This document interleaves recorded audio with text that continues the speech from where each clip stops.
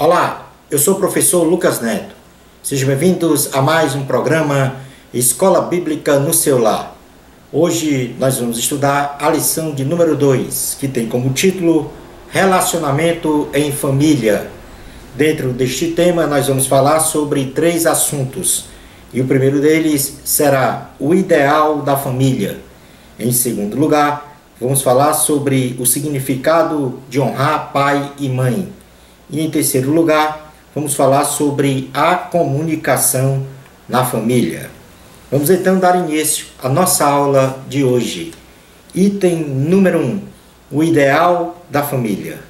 Na criação do homem, o Senhor observou que não era bom que o homem ficasse só, e criou uma mulher para lhe fazer companhia, de modo que os dois juntos se complementassem, considerando os aspectos afetivo, social, familiar, etc. E assim Deus criou a família, célula máter da sociedade, que fundamenta as demais relações interpessoais. Logo, o modelo bíblico da estrutura familiar é o modelo ideal para a boa convivência, para o bem-estar social, enfim, é o modelo determinado por Deus e deve imperativamente ser adotado por toda e qualquer sociedade em todas as épocas. Mas vamos então ver que modelo bíblico de família é este. Em primeiro lugar, o casamento é o início da família. O casamento, segundo o modelo divino, é a união de um homem com uma mulher, portanto, heterossexual, de caráter monogâmico, ou seja, um só marido para uma só esposa, e uma só esposa para um só marido, e de união indissolúvel, melhor dizendo, até que a morte física os separe. É o que nós podemos ler no livro de Gênesis, capítulo de número 2, versículo 18 a 25. Diz assim a palavra do Senhor. Gênesis 18 a 25. Disse mais o Senhor Deus: não é bom que o homem esteja só. Far-lhe-ei uma auxiliadora que lhe seja idônea. Havendo, pois, o Senhor Deus formado da terra todos os animais do campo e todas as aves dos céus, trouxe-os ao homem, para ver como este lhes chamaria. E o nome que o homem desse a todos os seres viventes, esse seria o nome deles. Deu nome o homem a todos os animais domésticos, às aves dos céus e a todos os animais selváticos. Para o homem, todavia, não se achava uma auxiliadora que lhe fosse idônea. Então o Senhor Deus fez cair pesado sono sobre o homem, e este adormeceu. Tomou uma das suas costelas e fechou o lugar com carne. E a costela que o Senhor Deus tomara ao homem, transformou-a numa mulher, e lhe a trouxe. E disse o homem: esta, afinal, é osso dos meus ossos, e carne da minha carne. Chama-se-á varoa, porquanto do varão foi tomada. Por isso deixa o homem, pai e mãe, e se une à sua mulher, tornando-se os dois uma só carne. Ora, um e outro, o homem e sua mulher, estavam nus e não se envergonhavam. Mas quais são os propósitos de Deus para a família?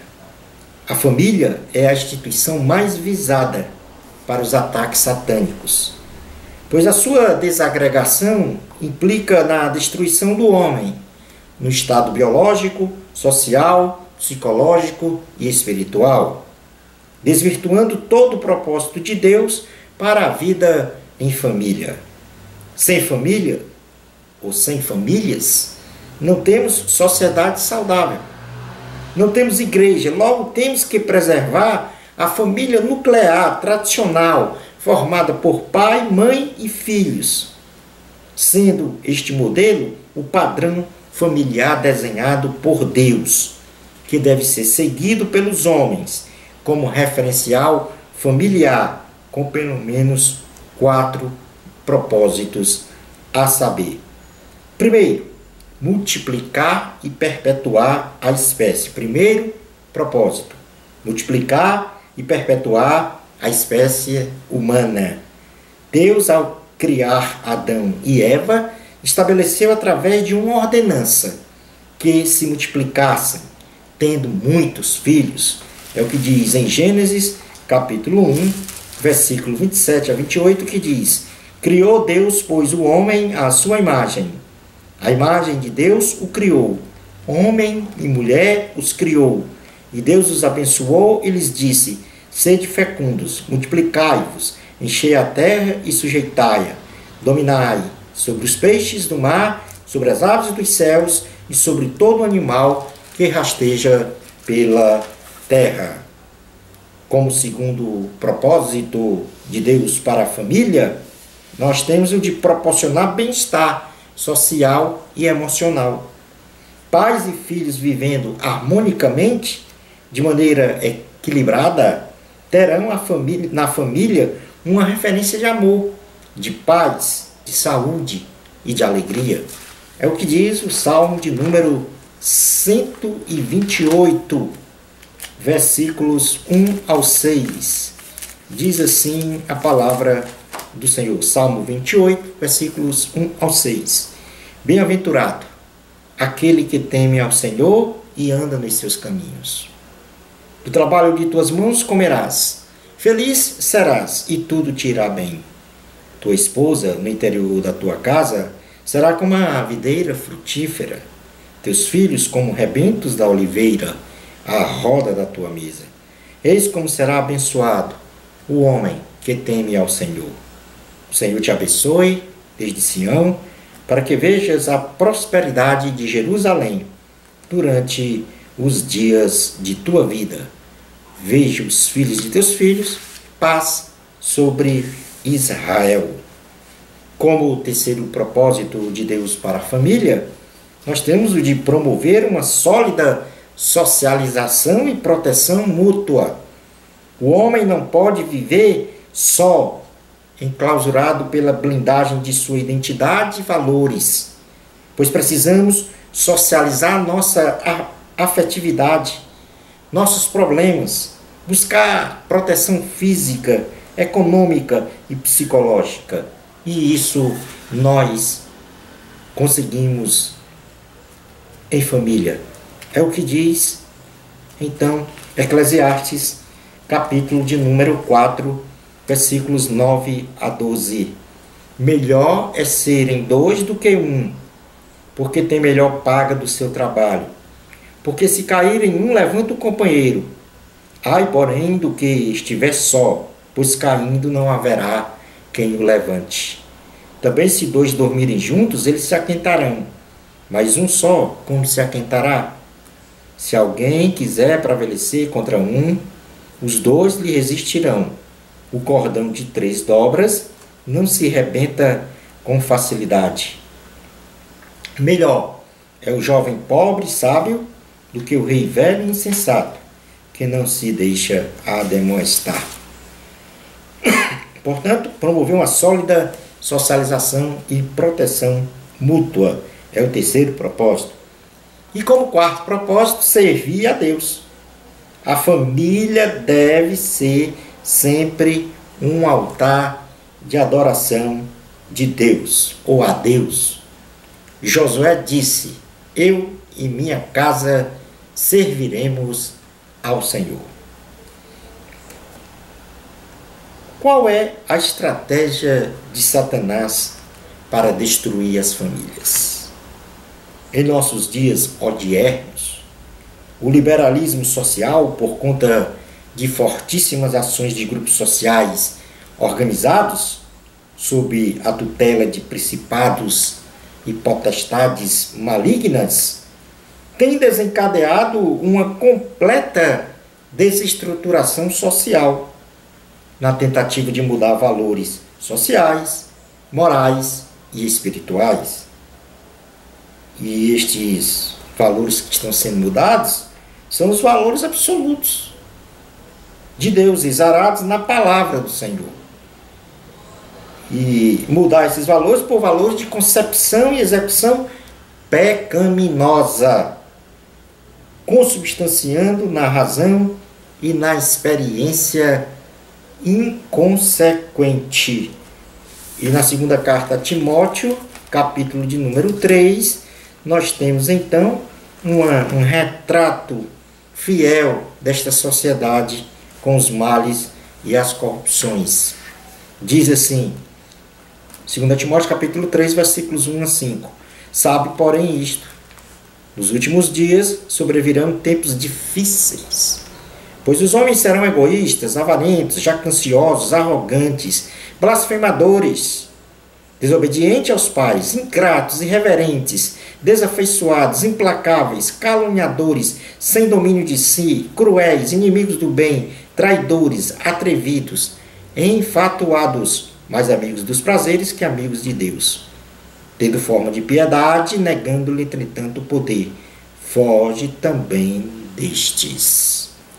No Salmo de número 36, versículos 1 a 4, nós temos também uma menção direta deste ponto. Salmo 36, versículos 1 a 4. Há no coração do ímpio a voz da transgressão. Não há temor de Deus diante de seus olhos, porque a transgressão o lisonjeia aos seus olhos. Ele diz que a sua iniquidade não há de ser descoberta nem detestada. As palavras de sua boca são malícia e dolo. Abjurou o discernimento e a prática do bem. No seu leito maquina a perversidade. Detém-se em caminho que não é bom. Não se despega do mal. A plataforma educacional secular tem doutrinado as pessoas para a doutrina filosófica que apregoa que as únicas coisas de valor que existem são as coisas materiais. E que o relativismo, uma nova forma de pensar as coisas, rejeita os valores absolutos de Deus, aliados aos falsos ensinos teológicos, especialmente o ateísmo, implícito e explícito, que tem se fortificado nos bancos escolares em todos os níveis educacionais, pregando que não existe Deus.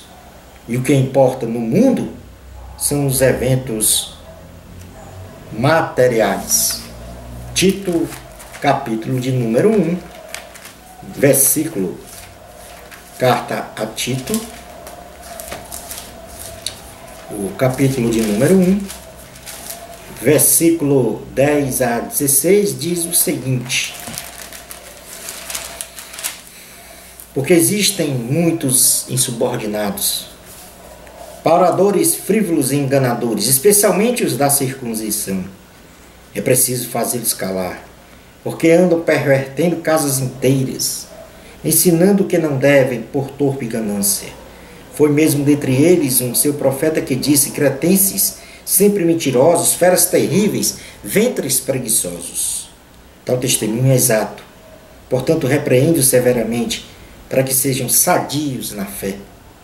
E não se ocupem com fábulas judaicas, nem com mandamentos de homens desviados da verdade. Todas as coisas são puras para os puros, todavia para os impuros e descrentes nada é puro, porque tanto a mente como a consciência deles estão corrompidas. No tocante a Deus, professam conhecê-lo, entretanto o negam por suas obras.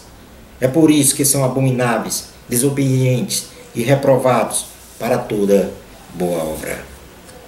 A plataforma da criação de leis no ordenamento jurídico, no contexto das relações sociais, também contraria os valores absolutos de Deus.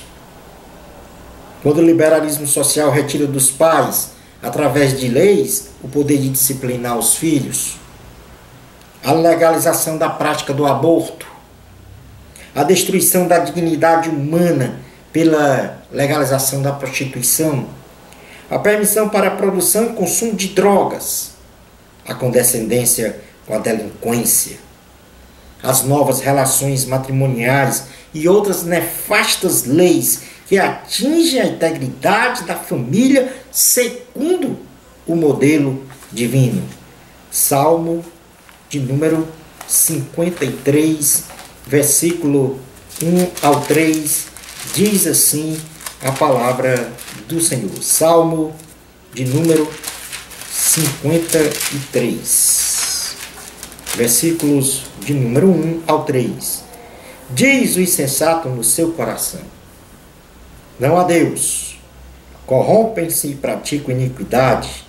Já não há quem faça o bem. Do céu olha Deus para os filhos dos homens, para ver se há quem entenda, se há quem busque a Deus. Todos se extraviaram e juntamente se corromperam. Não há quem faça o bem. Não há nem sequer um. Vamos falar agora um pouco sobre a proteção da integridade moral e espiritual da família. O apóstolo Paulo e o Senhor Jesus, eles enfatizaram este princípio da proteção da integridade moral da família de forma contundente. Portanto, a visão de Paulo para a família era que ele, vamos dizer assim, via a família da seguinte forma: que a família deveria guardar o mesmo modelo divino de formação. Ou seja, a monogamia é a regra doutrinária. Então, na primeira carta aos Coríntios, capítulo de número 7, versículos 1 a 2, diz assim a palavra do Senhor: quanto ao que me escrevestes, é bom que o homem não toque em mulher, mas por causa da impureza, cada um tenha a sua própria esposa, e cada uma o seu próprio marido. Outra visão de Paulo para a família é que a família é a célula máter da sociedade. Sem família não existe sociedade estruturada e, por consequência, não existirá a igreja. Mesmo nos casamentos mistos, o apóstolo Paulo busca preservar a unidade e existência da família em amor e santidade. Nesta mesma primeira carta aos Coríntios, capítulo 7, versículo 12 a 14, ele diz o seguinte: aos mais digo eu, não, Senhor. Se algum irmão tem mulher incrédula e esta consente em morar com ele, não a abandone. E a mulher que tem marido incrédulo e este consente em viver com ela, não deixe o marido. Porque o marido incrédulo é santificado no convívio da esposa, e a esposa incrédula é santificada no convívio do marido crente. De outra sorte, os vossos filhos seriam impuros, porém agora são santos. Mas, se o descrente quiser apartar-se, que se aparte em tais casos. Não fica sujeito à servidão nem o irmão, nem a irmã. Deus vos tem chamado à paz. Pois como sabes, ó mulher, se salvarás teu marido, ou como sabes, ó marido, se salvarás a tua mulher. A visão de Jesus para a família é de que Jesus, nosso Senhor e Salvador, ele veio a este mundo por meio de uma família. Ou seja, ele tinha irmãos e irmãs. E ele valorizava esta instituição, chamada família. Jesus também, ele enfatizou o quinto mandamento. Ele colocou este quinto mandamento como ordenança de proteção à família. Ele repreendeu a oferta corbã, que tinha como premissa eximir os filhos da responsabilidade de cuidar dos pais, por terem ofertado ao templo de Deus. E nós podemos contemplar esta situação, esta repreensão dele, a esta oferta corbã, em detrimento dos pais, em Mateus, capítulo de número 15. Mateus, capítulo de número 15, versículos 1 a 9, que diz o seguinte: então vieram de Jerusalém a Jesus alguns fariseus e escribas e perguntaram: por que transgridem os teus discípulos a tradição dos anciãos? Pois não lavam as mãos quando comem. Ele, porém, lhe respondeu: por que transgredis vós também o mandamento de Deus por causa da vossa tradição? Porque Deus ordenou: honra teu pai e a tua mãe. E quem maldisser a seu pai ou a sua mãe, seja punido de morte. Mas vós dizeis: se alguém disser a seu pai ou a sua mãe, é oferta ao Senhor aquilo que podereis aproveitar de mim, esse jamais honrará a seu pai ou a sua mãe. E assim validastes a palavra de Deus por causa da vossa tradição. Hipócritas, bem profetizou Isaías a vosso respeito, dizendo: este povo honra-me com os lábios, mas o seu coração está longe de mim. E em vão me adora, ensinando doutrinas que são preceitos de homens. Portanto, aqui nós temos o Senhor reprovando esta oferta corbã para o homem fugir da responsabilidade de honrar pai e mãe. Vamos então para o segundo item da lição, que fala sobre o significado de honrar pai e mãe. Aquele que não honra e nem ama o seu pai e sua mãe, jamais poderá honrar o Senhor, o nosso Pai Celestial. E por conseguinte não será abençoado, pois este quinto mandamento é o único que traz em seu bojo uma promessa de longa vida abençoada na terra. A ordenança do quinto mandamento está registrado na lei. Honra teu pai e tua mãe, para que se prolongue os teus dias na terra, que o Senhor teu Deus te dá. Êxodo 20, capítulo 12. Mas qual é o princípio do quinto mandamento? O princípio do quinto mandamento é promover um total e restrito respeito e obediência aos pais, pois eles são os representantes de Deus e mediadores da família. É o que nós podemos ler lá no livro de Malaquias, o último livro do Antigo Testamento, no seu capítulo de número 1, versículo de número 6, e diz o seguinte: o filho honra o pai e o servo ao seu senhor. Se eu sou pai, onde está a minha honra? E se eu sou senhor, onde está o respeito para comigo? Diz o Senhor dos Exércitos, a vós outros sacerdotes, que desprezais o meu nome. Vós dizeis: em que desprezamos nós o teu nome? Neste contexto, existem sólidos fundamentos bíblicos para o comportamento dos filhos com relação aos pais, de forma a orientar estes preceitos de respeito e obediência, aos quais a gente pode mencionar agora, ou nós podemos mencionar agora. Então, quais são os fundamentos bíblicos para o comportamento dos filhos com relação aos pais? O primeiro fundamento de um filho com relação aos seus pais é honrá-los. Honrar pai e mãe significa reconhecer a autoridade destes sobre si, com amor. É o que nós podemos ler na carta aos Efésios, capítulo de número 6, versículos 1 a 3, que diz assim: filhos, obedecei a vossos pais no Senhor, pois isto é justo. Honra teu pai e a tua mãe, que é o primeiro mandamento com promessa, para que te vá bem e sejas de longa vida sobre a terra. Como segundo fundamento bíblico para o comportamento dos filhos com relação aos pais, obedecer. Agir de acordo com o que foi estabelecido pelos pais, não como uma obrigação, mas de forma voluntária e consciente. É o que nós podemos ler em Colossenses, capítulo de número 3, carta aos Colossenses, capítulo de número 3, versículo 20.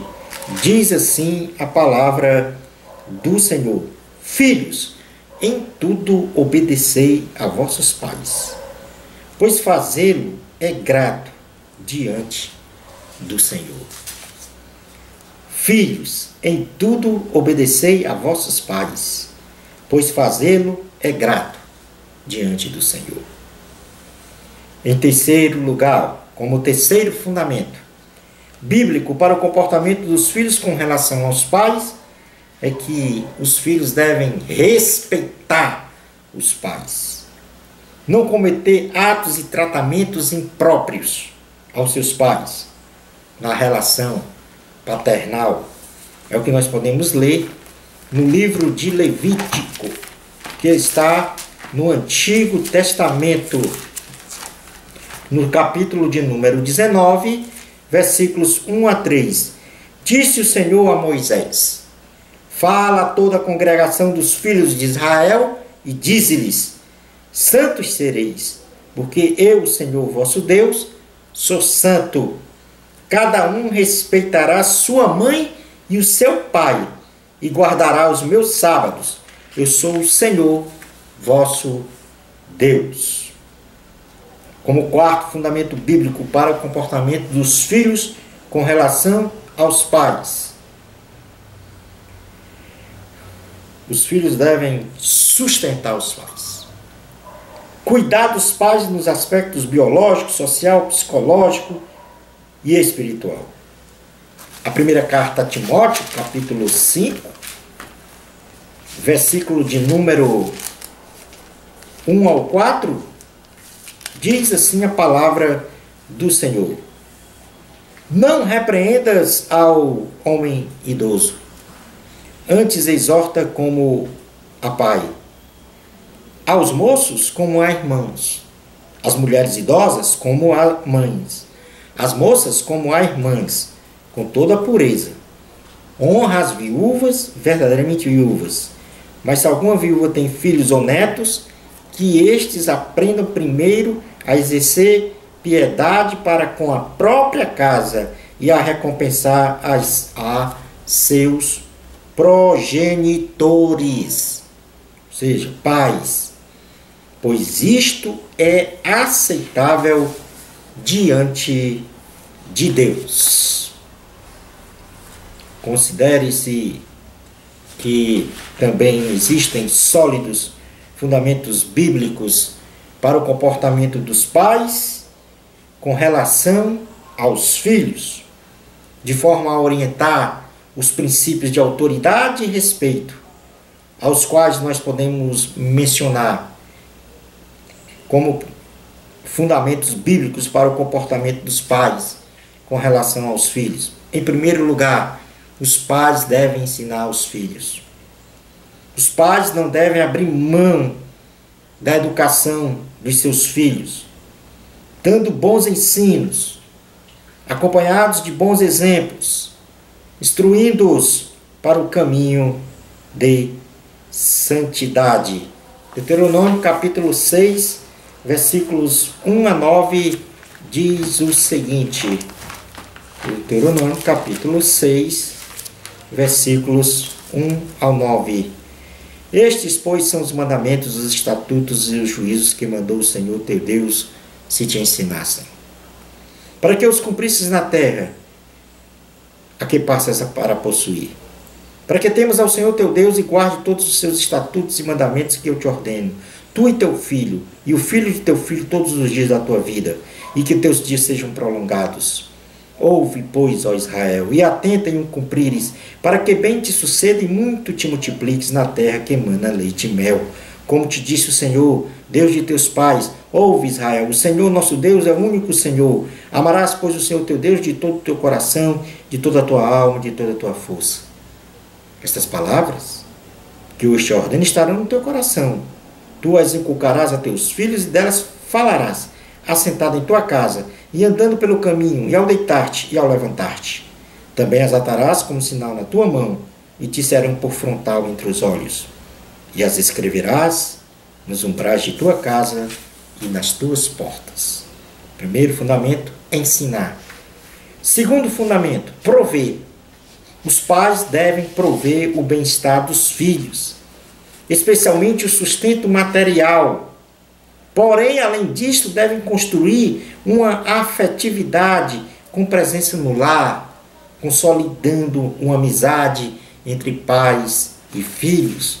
É o que nós podemos ler no Evangelho de Jesus, segundo escreveu Mateus, em seu capítulo 7, versículos 7 a 12, que diz assim: Pedi e dar-se-vos-á, buscais e achareis, batei e abrir-se-á, pois todo o que recebe, o que busca encontra, e a quem bate abre-se-lhe-á.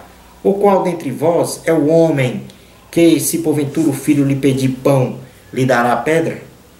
Ou se lhe pedir um peixe, lhe dará uma cobra? Ou se vós, que sois maus, sabeis dar boas dádivas aos vossos filhos, quanto mais vosso Pai, que está nos céus, dará boas coisas aos que lhe pedirem. Tudo quanto, pois, quereis que os homens vos façam, assim fazei a vós também a eles, porque esta é a lei e os profetas. Como terceiro fundamento bíblico para o comportamento dos pais com relação aos filhos, ter autoridade. Os pais não devem criar os seus filhos com autoritarismo, ou seja, exigindo deles comportamentos fundamentalistas de santidade, alimentando revolta e ódio, e nem promover uma educação permissiva, onde os filhos pintam e bordam. Deve sim os pais ter autoridade para estabelecer a ordem de se fazer obedecer, pelo respeito e pela disciplina. É o que nós podemos ler na carta aos Hebreus. Carta aos Hebreus, no capítulo de número 12, versículos 4 ao 13, que diz o seguinte: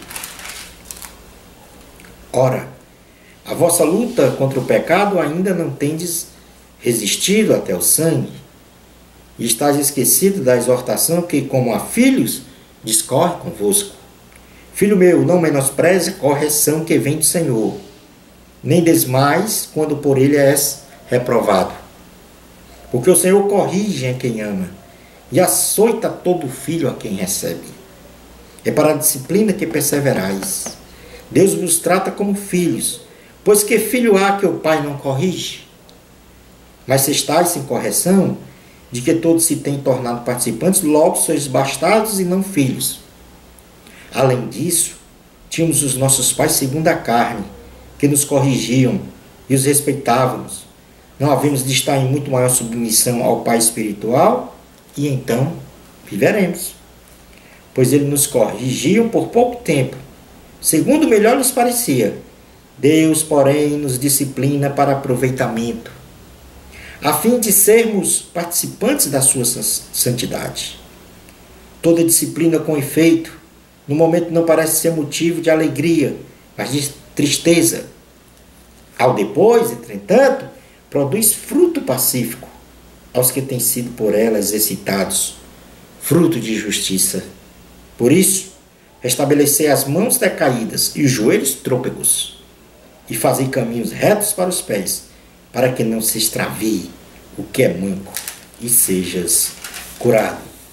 Como quarto fundamento bíblico para o comportamento dos pais com relação aos filhos, nós temos que, como pais, disciplinar os filhos. Os pais devem exortar e corrigir os comportamentos dos filhos, não condizentes com a formação de um caráter irrepreensível, até mesmo com castigos físicos, sem espancamentos, sem causar lesões, cicatrizes ou marcas permanentes no corpo e na alma. Vamos para o livro de Provérbios, capítulo de número 13, versículo 24. Provérbios, capítulo 13, versículo 24, diz assim a palavra do Senhor: O que retém a vara aborrece a seu filho, mas o que o ama, cedo o disciplina. Provérbios 23, 12 ao 14, diz assim a palavra do Senhor: Aplica o coração ao ensino e os ouvidos às palavras do conhecimento.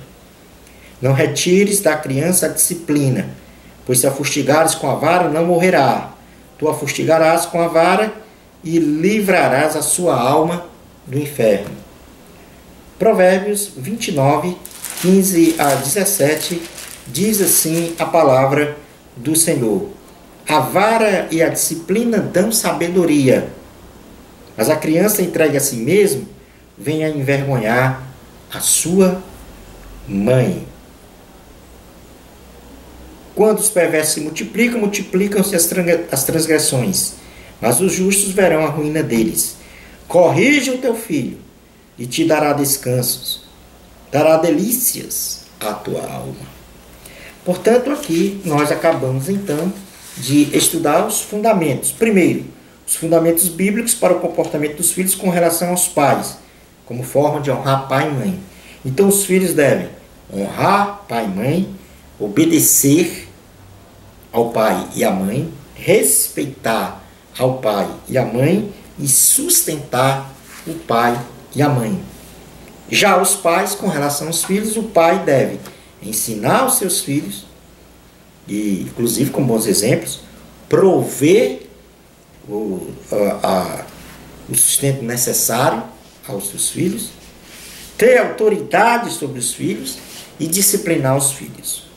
Passemos então a estudar agora o item número 3 da lição, que é a comunicação na família. Em nossos dias, o avanço tecnológico dos meios de comunicação cibernéticos tem nos afastado do calor humano, da comunicação face a face, retirando a oportunidade de um relacionamento pessoal de forma afetiva, fraternal e de amor. A falta de comunicação, ela traz conflitos internos substanciais que prejudicam o relacionamento em família, convergendo muitas vezes para a ruptura dos laços familiares. No âmbito da família, sempre existirão conflitos. E, independentemente de causas, motivações, interesses, todos devem ser tratados à luz da palavra de Deus. Para sempre vencer conflitos na família, a base do lar deve estar em Jesus Cristo. Porque Deus é amor. É o que diz a primeira carta aos Coríntios, capítulo de número 13, versículos 4 a 8, como base do que deve existir na família. Estas virtudes advindas do amor. O amor é paciente, é benigno, o amor não arde em ciúmes, não se ufana, não se ensoberbece, não se conduz inconvenientemente, não procura os seus interesses, não se exaspera, não se ressente do mal, não se alegra com a injustiça, mas regozija-se com a verdade. Tudo sofre, tudo crê, tudo espera, tudo suporta. O amor jamais acaba, mas havendo profecias, desaparecerão. Havendo línguas, cessarão. Havendo ciência, passará. Porque em parte conhecemos e em parte profetizamos. Quando, porém, vier o que é perfeito, então o que é em parte será aniquilado. Portanto, aqui, do versículo 4 até o 7, nós temos então as características, as virtudes do amor. A comunicação inteligente, respeitosa e harmoniosa é importante na família, pois uma comunicação fora desse padrão pode dar vida ou morte a um relacionamento. Por exemplo, Provérbios 18, 21. Diz assim a palavra do Senhor. Provérbios, livro de Provérbios vem logo depois do livro de Salmos. Provérbios 18, 21 diz: a morte e a vida estão no poder da língua. O que bem a utiliza, come do seu fruto. Precisamos ouvir a comunicação inteligente, respeitosa e harmoniosa na família. Nos faz que nós devemos ouvir com mais atenção e aprender a falar com mais amor. É o que nós podemos ler na carta a Tito, em seu capítulo de número 1, versículo 19. Diz assim a palavra do Senhor. Mas lá Tiago, não é a carta de Tito, mas Tiago 1, 19, diz assim: sabeis estas coisas, meus amados irmãos. Todo homem, pois, seja pronto para ouvir, tardio para falar, tardio para se irar. Para uma comunicação inteligente e em família, precisamos aprender e elogiar com mais generosidade. Precisamos aprender a perdoar com mais compaixão. É o que nós podemos ler em Colossenses. Carta aos Colossenses, capítulo de número 3, versículo 13. Diz assim a palavra do Senhor: suportai-vos uns aos outros, perdoai-vos mutuamente, caso alguém tenha motivo de queixa contra outrem, assim como o Senhor vos perdoou, assim também perdoai vós. Precisamos também, para uma comunicação inteligente, respeitosa e harmoniosa em família, nós precisamos aprender a cultivar um relacionamento e intimidade com Deus. É o que nós podemos ler no Salmo de número 127, versículo de número 1. Se o Senhor não edificar a casa, em vão trabalham os que edificam. Se o Senhor não guardar a cidade, em vão vigia a sentinela.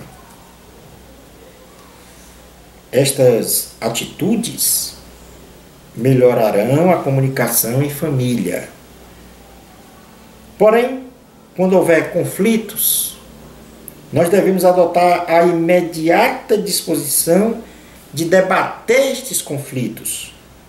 E dentre as atitudes de resolução destes conflitos na família, nós temos as seguintes sugestões. Em primeiro lugar, seja cristão. Você não pode ter paz com outras pessoas enquanto você não estiver em paz com Deus. Em segundo lugar, converse com Deus sobre o seu problema. É no Senhor que nós devemos buscar o entendimento das coisas, bem como discernimento para solucionar os problemas e conflitos familiares. Em terceiro lugar, analise o problema. Faça uma autocrítica e pergunte a si mesmo quanto desse problema é de sua responsabilidade, é de sua própria falta. Em quarto lugar, peça conselho. Busque por conselhos com homens de Deus, isto é, importante para encarar a solução do problema do ponto de vista bíblico, sem qualquer interferência ou interesses pessoais. Em quinto lugar, solucione o conflito de forma definitiva. A única maneira de resolver um conflito é encará-lo de frente e com maturidade. Coloque na sua mente o objetivo de chegar a um consenso sobre o problema e conflito a ser solucionado. Para solucionar conflitos, nunca compare, nunca condene, nunca comande, nunca confronte, nunca condescendença, nunca contradiga e nunca confunda. Seja sóbrio e tenha domínio próprio. Quando estamos com raiva, nossa preocupação é conosco mesmo. A única coisa que podemos ver são as nossas necessidades, nossos sentimentos feridos, egoístas, nossa expectativa que não foi satisfeita. Resolver um conflito nunca é fácil, termine as suas lutas e vá até o final. Portanto, os conselhos práticos para melhorar a comunicação em família, repetindo, e como fundamento, é que, primeiro, seja um cristão. E segundo, converse com Deus sobre os seus problemas. E terceiro, analise o problema. Peça conselho. E solucione o conflito de forma definitiva. Não deixe nada pendente. Concluindo a aula de hoje, a família, a primeira instituição criada por Deus, é a mais importante instituição da Terra. Pois é nela que se forma o caráter de uma pessoa, através da educação primária e da conduta ética e social do indivíduo. O relacionamento em família deve ser permeado pela palavra de Deus, que nos coloca o grande desafio no mundo de hoje e de nos impor uma vida de fé e de bem-estar no seio de nossa família. Uma bênção especial de Deus para você. Amor a Cristo. Até o nosso próximo programa, Escola Bíblica no seu lar, se Deus permitir.